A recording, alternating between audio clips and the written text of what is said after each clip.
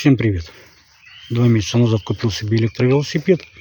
Проехал я на нем немного, 257 километров. Ну, так вкратце, что хочу сказать. Я, в принципе, доволен. Так, технические характеристики 48/500, мотора, колесо заднее и 17 ампера-часов аккумуляторная батарея. 29 колеса. Мне абсолютно, я доволен велосипедом, очень хорошая вещь. Максимальная скорость, я-то, в принципе, не вижу смысла там максимальные 190, ну, максимально он 40 едет. 40 километров в час для велосипеда это вполне реально.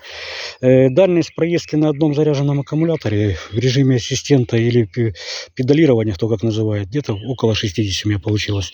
Без педалирования я как бы и не пробовал. Ну, я думаю, 50 он проедет. Так что велосипед, электровелосипед вещь достойная, надежная и прекрасная. Я думаю, это будущее наше аккумуляторное.